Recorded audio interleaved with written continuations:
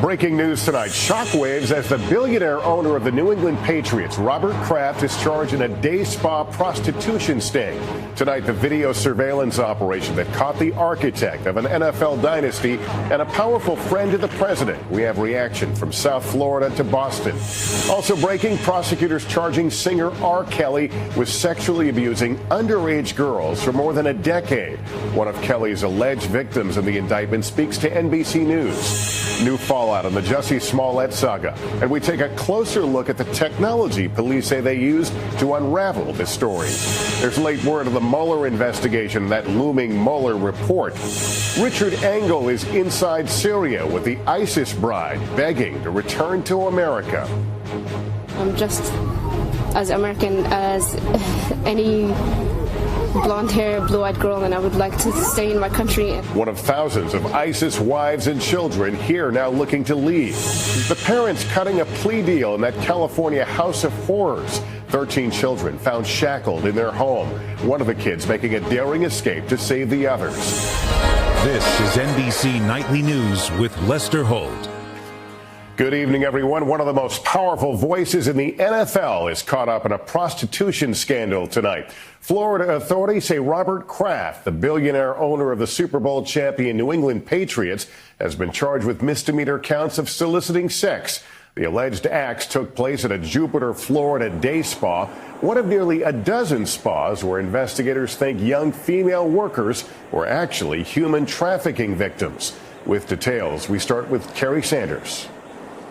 Today, police in Florida identified 77-year-old Robert Kraft as one of more than 24 men who allegedly frequented this massage parlor, a front, say investigators, for prostitution. We're as equally stunned as everybody else, or, notoriety that would be arrested. This was one of 10 spas closed after a 6-month investigation of massage parlors across the state. Several alleged conspirators were taken into custody and hundreds of arrest warrants issued for the men investigators say visited the establishments. The coordinated takedowns were a result of round-the-clock surveillance with cameras outside and hidden cameras inside. The video that we obtained, it shows the act that took place.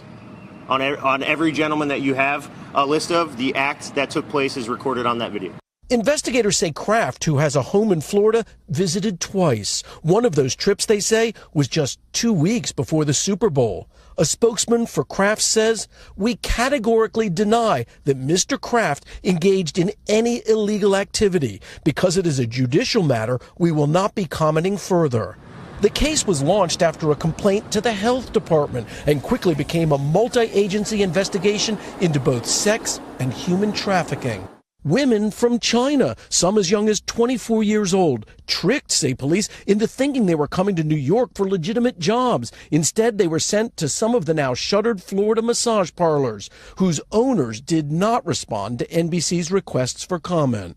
Police arrested these 2 women this week accused of luring some of the unsuspecting victims. Detectives say many of the women from China who did not speak English were forced to eat and live where they worked. As for why they didn't leave, fear, intimidation, debt, shame, the whole 9 yards when they get here. And they're stuck, and they're truly victims. Kraft, who now faces misdemeanor charges of soliciting a prostitute, could face 60 days in jail if convicted. Kerry Sanders, NBC News, Jupiter, Florida. Also breaking tonight, the bombshell involving R. Kelly, the music star who has been trailed by allegations of sexual misconduct for years, has now been criminally charged with sexually abusing multiple underage victims. NBC's Rahema Ellis has the latest. Tonight, R. Kelly is facing charges for sexual abuse spanning more than a decade, from 1998 to 2010. Earlier today, Robert Kelly was indicted before a Cook County grand jury on 10 counts of aggravated criminal sexual abuse involving 4 victims. Prosecutors say 3 of the alleged victims were between 13 and 17 years old. Geronda Pace is one of them. In January, she told Dateline she began a relationship with Kelly when she was 16. If I didn't agree to having sex with him or performing, I would be locked in a room. The charges come a week after Michael Avenatti said he gave authorities a video showing Kelly having sex with a 14-year-old girl. Avenatti says he represents 2 alleged victims. One was included in today's indictment. For years, the singer has been under suspicion of sexually abusing young women. In 2008, he was acquitted of child pornography charges. 52-year-old Kelly has consistently denied all allegations against him, and his lawyer has said Kelly never knowingly had sex with anyone underage. They're making him a sacrificial lamb for their own sake, and there's no merit to any of this. The embattled singer came under renewed scrutiny last month after a docuseries revealed explosive allegations of sexual, mental, and physical abuse. Soon after, the Chicago prosecutor made a plea for any victims to come forward. We cannot seek justice without you. Tonight, several have. If convicted, Kelly could face up to 70 years in prison. Rahima Ellis, NBC News. Meantime, tonight there is new fallout of the Jussie Smollett saga. The actor cut from the last 2 episodes of the season of his hit show Empire after police say he orchestrated a fake attack on himself. Miguel Almaguer reports from Chicago today. Hey, all right, you got me, but... Facing more real-life drama than his character on Empire, tonight executive producers say actor Jussie Smollett is out of the final 2 episodes of the season following his felony charge for lying to police about a hate crime. Make room. Make room. Let's go. After Smollett posted bond, he was driven to the set of Empire, where he reportedly denied any wrongdoing to cast and crew. He orchestrated this. With Smollett vilified, filmmaker Tyler Perry posting, "I have personally spoken to Jussie, and he is adamant that he's telling the truth, yet the evidence seems to state otherwise." In meticulous detail, police outline their case. The linchpin, these brothers, who investigators say were given a $3,500 check from Smollett to buy supplies and stage the attack. Police say while they were complicit, they face no charges because they didn't orchestrate the scam and are needed to convict Smollett.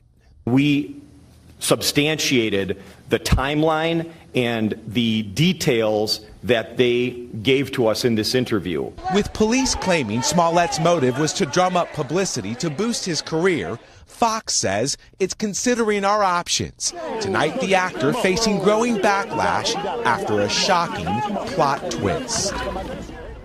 Despite the 3-week investigation, the actor's legal team says, quote, "The presumption of innocence was trampled upon at the expense of Mr. Smollett.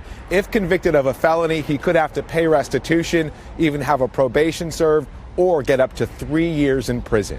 Lester. All right, Miguel Almaguer with that update from Chicago. Thanks. Late tonight, a senior Justice Department official tells NBC News that the much-anticipated Mueller report is not expected to be released to the Attorney General while President Trump is overseas next week. Hallie Jackson is at the White House tonight. Hallie, what can you tell us about this? Lester, good evening. This means the Washington waiting game goes on at least a little longer. And today, President Trump told me he has not talked with his Attorney General about that report's release. You've said nothing, did you? I have not. Do you expect to? At some point, I guess I'll be talking about it. But you know the nice part? There was no collusion. There was no obstruction. There was no anything. So that's the nice part. Tonight, 6 top Democrats have now sent Attorney General Bill Barr a letter emphasizing their expectation that Barr will publicly release the report Mueller submits to him. But remember, Barr is under no legal obligation to do so. Lester? All right, Hallie, thank you. There's late word tonight from the president announcing a nominee to replace Nikki Haley as ambassador to the United Nations. His pick is Kelly Craft, the current ambassador to Canada, a choice pushed by Senate Majority Leader and fellow Kentuckian Mitch McConnell. Also today, the Trump administration took action to strip millions in federal funds from Planned Parenthood and other family planning groups, setting the stage for a new legal battle over abortion. Here's NBC's Kristen Welker. Tonight, the Trump administration now barring taxpayer funds from clinics that provide abortions or refer patients for abortions. That means Planned Parenthood stands to lose $60 million a year in federal funding, and they're planning a legal challenge. We're talking about depriving people of basic health care services, pap smears, breast and cervical cancer screenings, STI tests, primary care. And for so many of our patients, we are their only source of health care. But tonight, anti-abortion advocates are praising the move, which would also prohibit family planning clinics from being housed in the same location as abortion providers. Really, this is a very sensible proposal that should be widely accepted. This new move by the president will please religious conservatives and has been a key part of the president's agenda. Multiple states already threatening legal challenges, including the Attorney General of New York, who called the move dangerous and unnecessary. Lester? Kristen Welker, thank you. While President Trump has vowed to remove all U.S. troops from Syria, there is word tonight he is changing course. We get more on that from inside Syria, and the American-born ISIS bride fighting to return to the U.S. She speaks out to our Richard Engel. After promising to withdraw all American troops, the White House now says about 400 will remain in Syria. It's a very small, tiny fraction of the people we have, and a lot of people like that idea. One of them, the commander of U.S. allied Kurdish forces fighting ISIS. It's good for stability in the region, he said.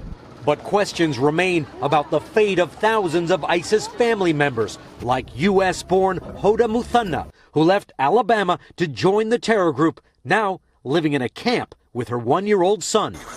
I showed her Secretary of State Pompeo's reaction to her pleas to return.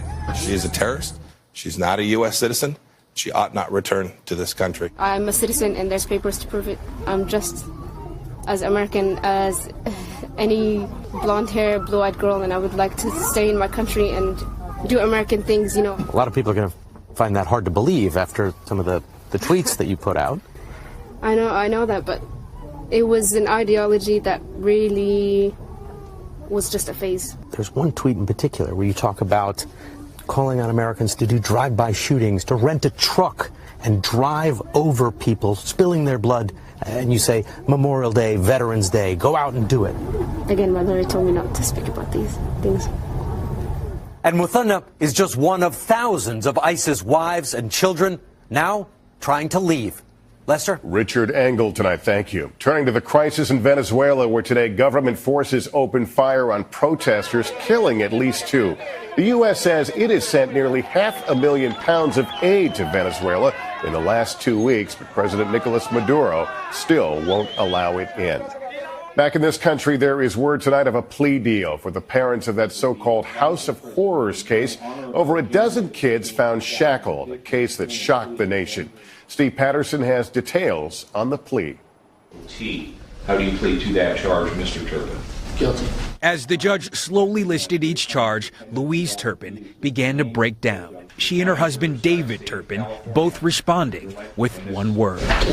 The Turpins each pleading guilty to 14 counts, ranging from false imprisonment to child cruelty to torture. This is among the worst, most aggravated child abuse cases that I have ever seen. The plea deal saving their 13 children from having to testify. Last year, the Turpins were arrested after one of their daughters called 911, escaping what prosecutors described as a house of horrors. Police saying most of the children, ranging in ages from 2 to 29, were often beaten, starved, shackled, and only allowed to shower once a year. The children now in foster care. Their parents now face life in prison after admitting to creating one horrifically in their own home. Steve Patterson, NBC News, Los Angeles. Just ahead, who's watching you? How police rely on huge networks of cameras to solve crimes. And the hero's welcome for the brave kindergarten. We're back now with a closer look at the technology police used to determine Jussie Smollett allegedly paid to stage an attack against himself. Investigators relied on a vast network of surveillance cameras, which are increasingly everywhere. Here's Tom Costello. From the store camera that captured the two brothers allegedly buying supplies to stage the attack on Jussie Smollett, to images of them on the street, Chicago police relied on more than 4 dozen cameras to create a sequence of events. It was because of these pod cameras and the great assistance from the community in giving us those other cameras that led us to a really solid timeline. With more than 32,000 city, business, even private doorbell cameras, Chicago has the most extensive video surveillance network in the country, technology that departments are relying on nationwide. From identifying the Boston Marathon bombers to a woman's kidnapping caught on camera, a murder in California to a woman stabbed in D.C. How often is a camera critical in solving a crime? I think every day. D.C. police have access to 184 of their own cameras, plus thousands of traffic, subway, business, and private cameras. In the Command Information Center, they can immediately rewind camera images right after a crime, even audio recordings that pick up gunshots. Meanwhile, residents get a rebate check if they agree in advance to give police investigating a crime access to their cameras. They're getting everything in an investigative package, usually within the first half an hour to an hour after an incident. A 24/7 eyewitness that never blinks. Tom Costello, NBC News, Washington. And we're back with one heartwarming show of support after this. Finally, the big welcome back for a kindergartner who's been so brave. Here's Kathy Park. For Derek Schott, what seemed like a bad break has turned out to be a lucky one. It all started with an untied shoelace and a fall that broke his arm and revealed much more. How much you love me? This much.